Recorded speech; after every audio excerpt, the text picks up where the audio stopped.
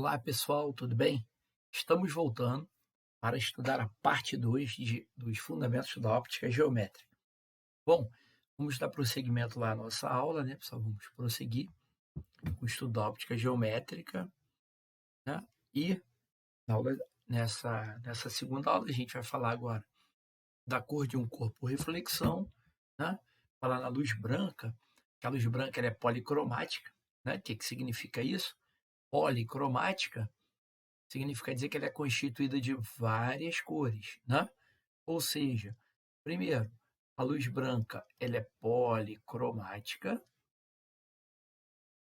né? O que é a luz policromática? Constituída de várias cores, olha lá, são as cores que compõem o espectro eletromagnético da, da luz visível. Quais são elas?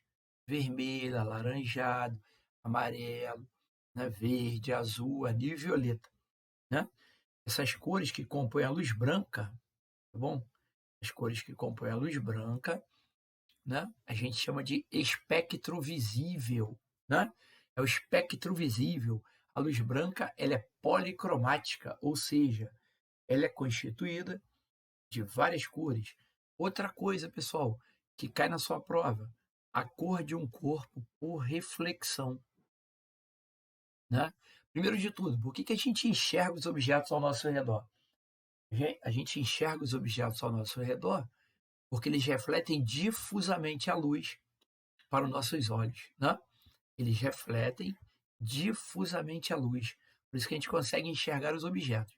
Agora, a cor de um corpo, né, por reflexão, a cor de um corpo depende do tipo de luz que o ilumina, né? Ó, a cor de um corpo, por reflexão, depende do tipo de luz que o ilumina, né? Então observe nesse desenho. Aqui eu tenho uma camiseta vermelha, tá vendo? Nesse desenho aqui, ó, tem uma camiseta vermelha, ó, camiseta vermelha, né? E nesse desenho, esse desenho mostra que a gente está emitindo um feixe de luz branca, né? Feixe de luz branca na direção dessa camisa vermelha, ou seja, quando você emite luz branca na direção da camisa vermelha, significa dizer que nessa camisa vermelha está incidindo a cor vermelha, alaranjada, amarelo, verde, azul, anil, violeta, né? Ah, então peraí. Então por que eu enxergo a camisa de cor vermelha? A explicação é simples. A cor vermelha, ela absorve luz de todas as cores, ela absorve luz de todas as cores do espectro eletromagnético que compõe a luz branca, menos o vermelho que é difundido, né? Então por que eu enxergo uma camisa de cor vermelha? Por exemplo, quando ela é iluminada por luz branca, ela absorve luz de todas as cores, né? Absorve luz de todas as cores, menos o vermelho que é difundido, mas reflete difusamente a luz vermelha, né? Agora, no segundo exemplo, eu estou emitindo um feixe luz branca, ó, luz branca, vendo? Na direção de uma camisa de cor preta, né? A cor preta, né, ela absorve todas as cores e não reflete difusamente nenhuma delas. Tá bom, pessoal? Ó, não esqueça disso na prova. A cor preta, ó, a cor preta absorve todas as cores do espectro eletromagnético visível, ou seja, ela absorve a luz vermelha, alaranjado, amarelo, azul, anil, violeta, né, o verde, mas não reflete difusamente nenhuma cor, né? Ou seja, a cor preta absorve todas as cores, né, do espectro e não reflete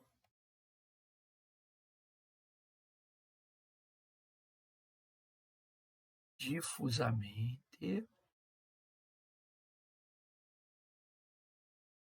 não reflete difusamente nenhuma delas, né? Ou seja, se você emitir um feixe de luz branca na direção de uma camisa que é preta, né? Ela vai absorver a luz de todas as cores, mas não vai refletir difusamente nenhuma dessas cores, né? Vai absorver todas as cores e não vai refletir difusamente em nenhuma delas. Já a camiseta branca, ela reflete difusamente todas as cores, né? Aqui, ó, se eu pegar uma camiseta branca, né, e emitir luz branca, ela vai refletir todas as cores e vai se apresentar branca. Vai refletir o vermelho, o verde, amarelo, azul, alaranjado, anil, violeta, né? Aí você vai falar assim, pô, Gepeto, mas calma aí. Então, se eu pegar um objeto de cor, sei lá, vermelha, né? Se eu pegar um objeto de cor vermelha, aqui, ó, objeto vermelho, né, que é vermelho quando iluminado por luz branca, tá bom? Se eu pegar um objeto de cor vermelha e emitir na direção desse objeto luz, sei lá, verde, né? E emitir aqui, ó, luz verde, luz monocromática verde. É luz monocromática, luz de uma só cor. Você pegar um objeto de cor vermelha. Lembre-se, pessoal, que esse objeto se apresenta vermelho quando iluminado por luz branca. Você pegar um objeto de cor vermelha, emitir um feixe de luz verde, ele absorve a cor verde e não reflete difusamente essa cor, né? Ou seja, ele vai ficar preto, né? Olha lá, ele vai se apresentar de cor preta. Então, o objeto vermelho, muito cuidado na hora da prova.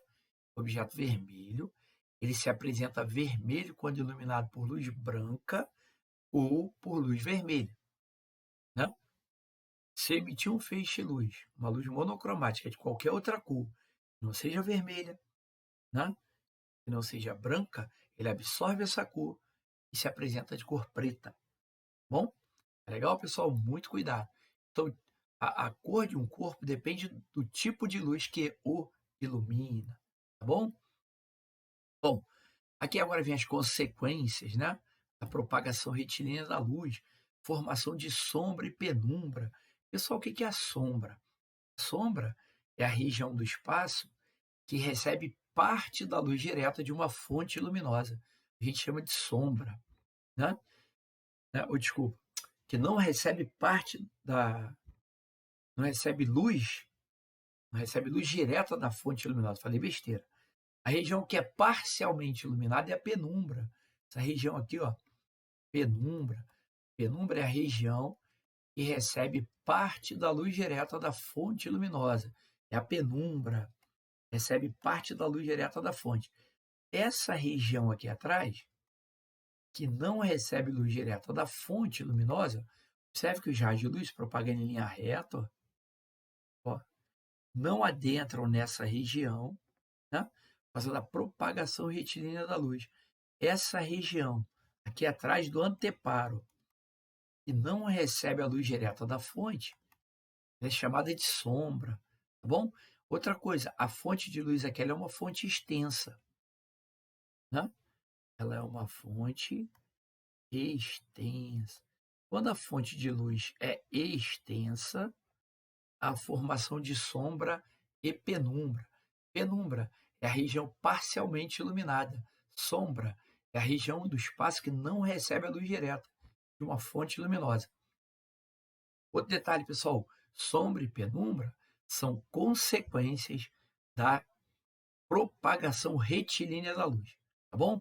Sombra e penumbra são consequências da propagação retilínea da luz. Então, quando a fonte de luz é extensa, detalhe, quando a fonte é extensa, a formação de sombra e penumbra. E quando a fonte é pontiforme, só a formação de sombra, tá bom? Aqui, ó, formação de sombra,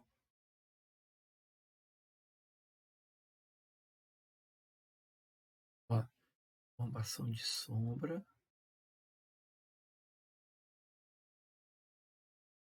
quando a fonte é pontiforme.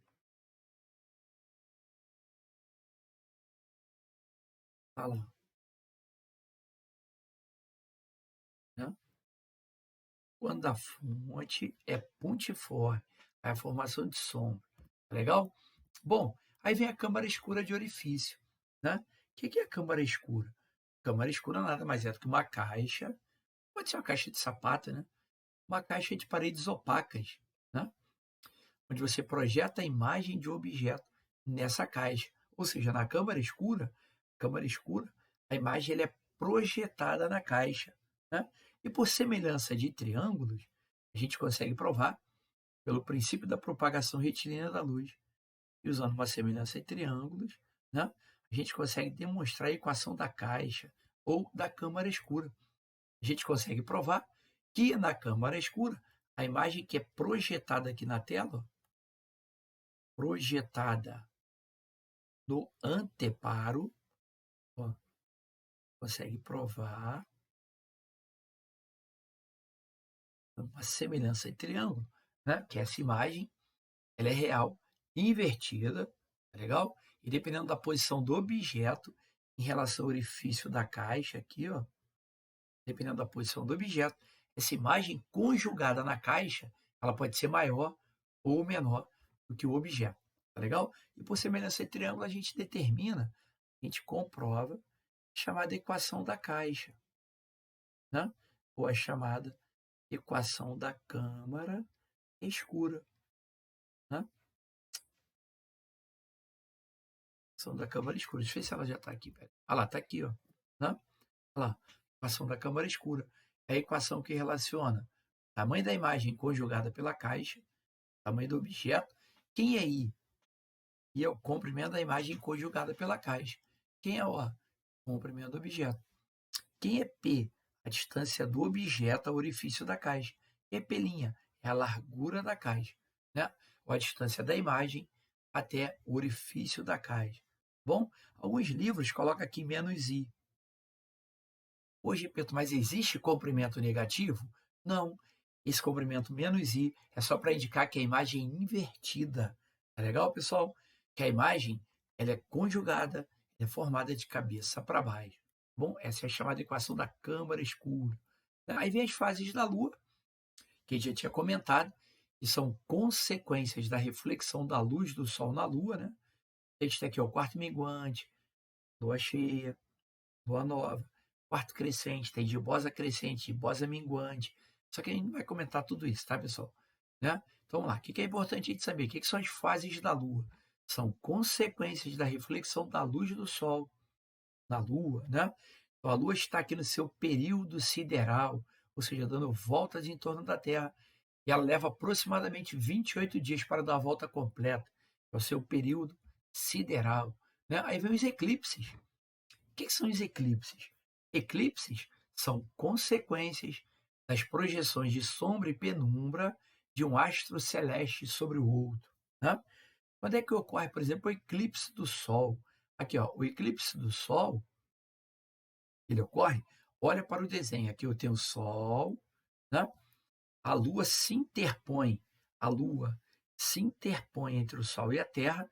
Então, o eclipse do Sol, ele ocorre quando a Lua se interpõe entre o Sol e a Terra. Aqui, ó, uma pequena parte de observadores aqui na Terra consegue ver o eclipse total do Sol. É a região de sombra, aqui onde eu estou pintando, ó, a região de sombra. Observe que a maior parte do nosso planeta vai ver o eclipse parcial, né, que é na região de penumbra projetada. Aqui na penumbra projetada, o eclipse é parcial.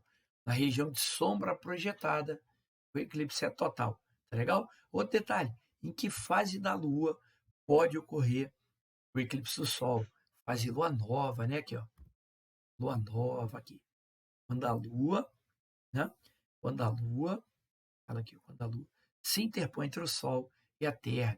Em fase de lua nova, pode ocorrer o eclipse do Sol, tá bom? E o eclipse da Lua, quando é que ocorre? Quando a Terra se interpõe entre o Sol e a Lua. A Lua está aqui no seu período sideral, dando voltas em torno do planeta Terra.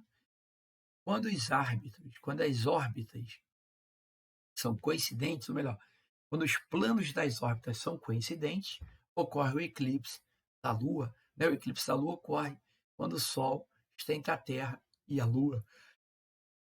Essa região aqui atrás da Terra é a região de sombra. O que é a sombra? A região que não recebe a luz direta da fonte. Tá vendo? Na região de sombra, o eclipse é total, né? E na região de penumbra, essa região é parcialmente iluminada, o eclipse é parcial. Em que fase da Lua pode ocorrer o eclipse da Lua, fase lua cheia, eclipse do Sol, fase lua nova. O que significa o termo eclipsar? Esconder, ocultar, escurecer. Tá legal? Lembrando que os eclipses são consequências da propagação retilínea da luz, ou são consequências da projeção de sombra e de penumbra de um astro celeste sobre o outro. Tá bom? Bom, agora vamos ao exercício. Pois, primeiro a gente já fez na aula passada, segundo também. Bom, vamos fazer o terceiro agora. Essa questão, né, é mais uma aplicação da geometria plana do que óptica geométrica. Mas vamos lá. Um estudante de física, ele coloca um anteparo, um orifício, na frente de uma fonte de luz pontiforme. Aqui eu tenho uma fonte de luz pontiforme. Aqui eu tenho um anteparo de 10 centímetros de comprimento. Aqui eu tenho uma parede, né, onde eu vou projetar, né, a sombra proveniente dessa fonte de luz. Ele botou, quando a fonte de luz é acesa, um dos raios de luz passa pelo orifício do anteparo, está a 10 centímetros de altura da superfície plana, e produz um ponto luminoso na parede a 50 centímetros de altura da superfície, conforme a figura. Sabendo que a distância entre o anteparo e a parede é 200 centímetros, o anteparo está aqui, ó, e a parede é 200 centímetros, determine a distância em centímetro entre a fonte de luz e o anteparo. Pessoal, essa questão é uma questão de semelhança entre triângulos. Né? Bastava você lembrar do lema da semelhança. Aqui, ó. Sempre que eu traçar uma reta paralela a um dos lados de um triângulo, uma reta paralela, eu formo dois triângulos semelhantes. Ou seja, esse triângulo pequenininho aqui, número 1, é semelhante ao triângulo grandão, número 2. Né? Porque eu tracei uma reta paralela à parede. Toda vez que eu traço uma reta paralela a um dos lados de um triângulo, eu formo dois triângulos semelhantes. Então, basta a gente fazer uma semelhança. Uma razão de semelhança. Uma razão de semelhança. Né? Ficaria a nossa razão de semelhança. Posso fazer assim, ó. A alturinha está para alturão. Alturão, triângulo pequenininho, 10. Triângulo grandão, 50. Para o alturão. Assim como o ladinho no triângulo pequenininho está para o ladão. X está para x mais 200. Viu? Né? O ladinho está para o ladão. Triângulo grandão. Bom, aqui eu simplifico. Multiplico cruzado, 5x. X mais 200. Então vai ficar 4x igual a 200, x igual a 50. Né? Fazendo a continha, x igual a 50. Então qual é a distância entre a fonte de luz e o anteparo? 50 centímetros. Olha lá, opção correta. Né? Letra C. Tá bom? Letra C, nada demais. Bom, a gente já falou sobre essa questão. Ah, legal. Agora vamos ver uma questão relacionada à cor de um corpo por reflexão. Né? Essa questão. Um aviso é colocado em um local onde incide em momentos diferentes raios de luz monocromática, luz de uma só cor, de cores distintas, luz monocromática de cores distintas. Entre as alternativas, assinale aquela que indica a cor que se deve usar, respectivamente nas letras e no restante do aviso, de forma a permitir sempre a visualização desse aviso, viu? Então, você tem um aviso, né, onde você tem as letras e tem a parte do fundo. O que ele está pedindo? Entre as alternativas, assinale aquela que indica a cor que se deve usar, respectivamente, nas letras. Observe, pessoal, que nesse aviso incide luz de diferentes cores, luz monocromática de diferentes cores. Então, o que acontece? As letras ela tem que ser pintada de cor branca. Por quê? Como incide diferentes cores, né, e a luz branca reflete difusamente todas as cores, é mais conveniente que as letras do aviso, sejam pintadas de cor branca. Porque se incidir luz vermelha, A cor branca vai refletir a luz vermelha. Se incidir luz azul, vai refletir a luz azul. Se incidir luz verde, vai refletir luz verde. Ou seja, as letras do meu aviso têm que ser pintadas de cor branca. E o fundo de cor preta. Por que preta? Porque a cor preta absorve todas as cores e não reflete difusamente nenhuma delas. Então, se incidir diferentes cores, a cor preta absorve essas cores e a branca reflete difusamente e nos permite visualizar o aviso. Né? Olha lá. Então, as letras têm que ser pintadas de cor branca e o fundo do aviso de cor preta. Viu que questão legal na prova de sargento especialista? Bacana, já fizemos a 6 também na aula passada. Outra questão bem legal também na prova DA. Uma questão que a gente também pode fazer por semelhança de triângulo. Olha o que ele diz. Uma aranha de diâmetro 1 centímetro, aqui está, ó, uma aranha de diâmetro 1, fez sua teia a 10 centímetros de distância acima da lâmpada. Né? Olha lá, a 10 centímetros de distância acima da lâmpada. Né? Ah, desculpa, a aranha está aqui, ó. A aranha está aqui, ó, no teto. Né? E aqui eu tenho uma lâmpada emitindo luz. Ó.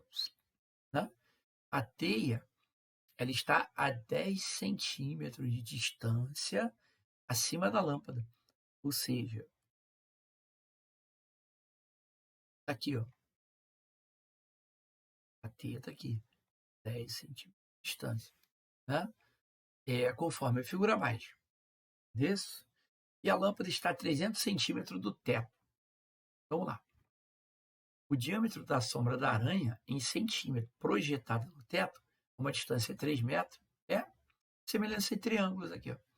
Sempre que eu traço uma paralela, um dos lados de um triângulo, né?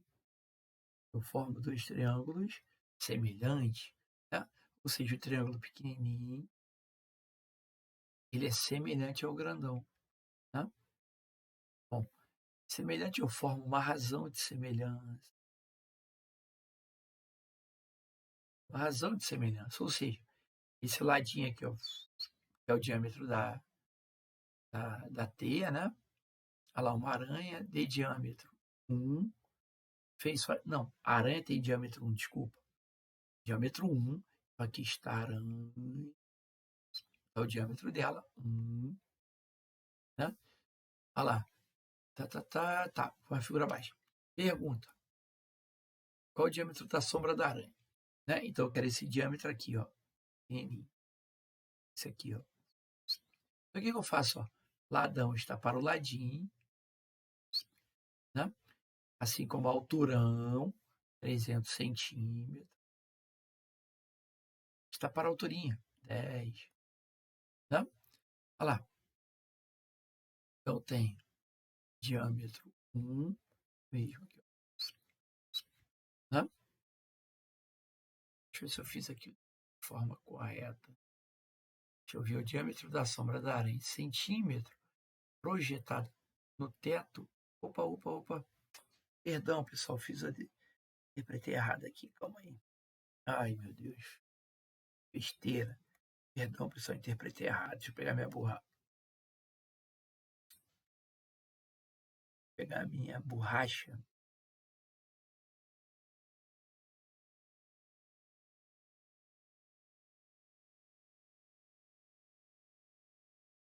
Minha borracha. Peraí, pessoal. A borracha não está funcionando. Eu fiz errado aqui, pessoal. Peraí. Meu Deus do céu. Peraí, o contrário. Uma aranha de diâmetro 1. Fez só até 10 centímetros acima de uma lâmpada. A aranha está aqui, pessoal. Ó. A aranha está aqui, ó. Ó. Então, o diâmetro da aranha é 1, né? 1. Então, esse diâmetro pequenininho está para o diâmetro da sombra grandão, né? Assim como a alturinha do triângulo pequenininho, fiz olha aqui, ó. Alturinha está para alturão, grandão. Eu multiplico a cruzada, né? É igual a 30. Pronto. Olha lá. O que ele está me pedindo? Diâmetro da sombra da aranha, 30. Nada demais. Bom, já fizemos a questão 8. Daí, SpaceX. Vamos ver a 9 da SpaceX. A folha de um livro apresenta impressão de letras pretas, né? Ó, a folha de um livro apresenta impressão de letras pretas sobre o fundo branco do papel. Aqui é como se fosse essa tela aqui que você está olhando agora. Você tem um fundo branco e as letras pretas. Isso facilita a leitura e a percepção da escrita sob luz solar. Os fenômenos ópticos preponderantes que ocorrem com esta luz visível são... Bom, a escrita é preta, né? A folha de um livro apresenta impressão de letras pretas, né? Então, as letras pretas absorvem todas as cores e o papel branco reflete todos eles, né? Olha lá. E isso aqui, ó, absorção pela escrita e reflexão pelo papel branco, né? Opção correta, letra C. Nada demais. Outra questão bacana da SpaceX, ó. Uma fonte de luz, né? Uma fonte de luz, ó, uma fonte luminosa projeta luz sobre as paredes de uma sala. Um pilar intercepta parte desta luz. A penumbra que se observa é devido ao fato de não ser pontual a fonte luminosa.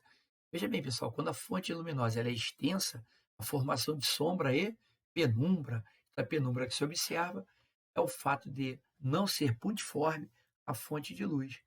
Opção correta, letra A. Né? Bom, vamos lá. Bom, essa daqui é para o quadro técnico, primeiro-tenente da Marinha. Depois a gente vai fazer essa. Bom, outra questão básica, semelhança de triângulos. Né? Olha lá, a gente tem dois triângulos semelhantes. Né? Um aluno da Escola de Especialistas de Aeronáutica, que participaria de uma instrução de rapel, foi impressionado com a altura da torre para treinamento. Para tentar estimar a altura da torre, ele fincou uma haste perpendicular ao solo. Aliás, perpendicular ao solo, deixando-a com 1 metro de altura.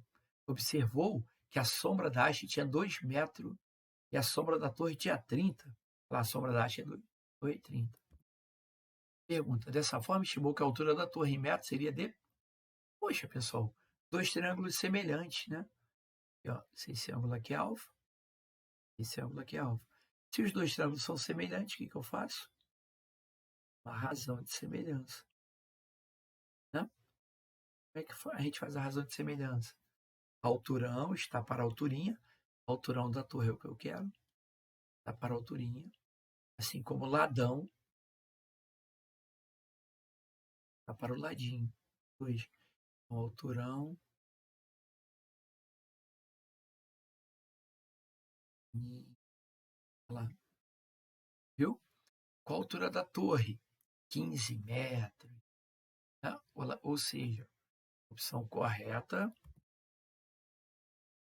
letra B. Né? Pessoal, opção correta, letra B. Tá bom? Você sabe que é B. Bom, essa DAFA tem espelho plano, a gente vai ver ainda. Beleza. Agora vamos ver a de câmara escura, né? Da prova de sargento especialista. Já fizemos a 18, 15, né? Vou fazer mais uma para a gente finalizar. Para determinar as posições inimigas, o soldado usa a imagem conjugada por uma câmara escura. Ou seja, ele está com a caixa, né? Ele vai ver a imagem projetada na caixa de objetos próximos a essas posições. Para determinar uma dessas posições, o soldado observa pela câmara escura uma casa próxima aos soldados inimigos. Supondo que a altura da casa, a casa é o objeto diante da câmara escura, né? A altura da casa, 6 metros. A distância entre a face com o furo, né? A distância entre o furo e o orifício da câmera. E esta casa é de... Aí ele botou, a altura da imagem informada é meio centímetro. Ou só apliquei a equação da caixa. I sobre O. E aí? É o comprimento da imagem conjugado na caixa. Né? P', tá para P. E aí? É a imagem dessa casa conjugada na caixa. Olha lá, a altura da imagem, meio centímetro. Ó, vou colocar de propósito as unidades, tá? Não precisa. né? Tamanho da casa. A casa é objeto, tem 6 metros. Cuidado, tá, pessoal? Cuidado. Vamos lá. Deixa assim, ó, 6 metros. Não faz nenhuma mudança de unidade por enquanto, não. Pelinha, que é pelinha? A largura da caixa, né? A distância do orifício até o fundo da caixa. Largura da caixa, 36 centímetros. Né? Quem é P? Pi. A distância entre o furo e a casa. Né? É o que ele quer. Ó. Né? Aqui, ó, centímetro com centímetro eu corto. Né? 6 vezes 36. Multiplica cruzado. 6 vezes 6, 36. Sobe 3, 18, 216. Né? Aí vai ficar 216 dividido por meio. Bem tranquila, pessoal. Então, qual é a distância da casa até a câmara escura, até o orifício da caixa? 432 metros. Viu, pessoal, que legal? Tá lá. Pessoal, obrigado pela atenção. Fiquem com Deus, bons estudos. Pessoal, compartilha esse vídeo com a galera que vai fazer EAN, que vai fazer EA, tá bom? E se você puder, deixe o seu like, compartilha esse vídeo, que eu vou continuar gravando outras aulas para você que vai fazer o concurso de sargento especialista, colégio naval, escola de aprendizes de marinheiro. Tá bom, pessoal? Fiquem com Deus, muito obrigado. Depois eu volto falando de espelho plano. Até a próxima, pessoal.